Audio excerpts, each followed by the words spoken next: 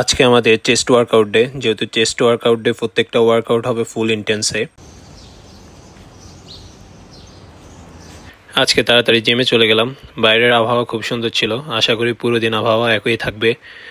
প্রথমে জিমে গিয়ে ওয়েট চেক করে নিলাম। ওয়েট চেক করার পর ওয়ার্ম আপ শুরু করলাম। প্রতিদিন 20 মিনিট ওয়ার্ম আপ করে নিই, এতে শোল্ডার মোবিলিটি বেটার হয়।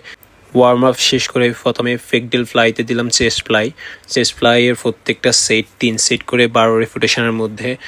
এরপরে দিলাম ভার্টিক্যাল চেস্ট প্রেস, যেটা হচ্ছে লোয়ার চেস্টের জন্য একদম পারফেক্ট। প্রত্যেকটা সেট 12 রেপুটেশনের মধ্যে ফেলিয়ার হিট করি।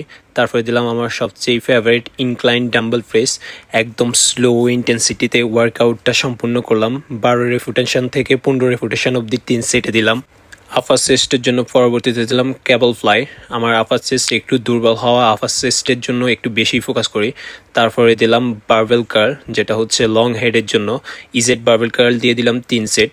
তারপরে শর্ট হেডের জন্য দিলাম পিচার কার্ল মেশিনে দিলাম। বাইসেপের শর্ট হেডের জন্য পিচার কার্ল মেশিন হতে পারে একদম পারফেক্ট। জিম থেকে বেরিয়ে সুন্দর একটা ওয়েদার উপভোগ করে বাসায় গিয়ে দুপুর 12টার দিকে ফার্স্ট মিল উপভোগ করলাম। রাতে কার্ডিওর জন্য হালকা একটু রানিং করলাম। চেস্ট ডে বেস্ট ডে আজকের জন্য এখানেই। আল্লাহ হাফেজ।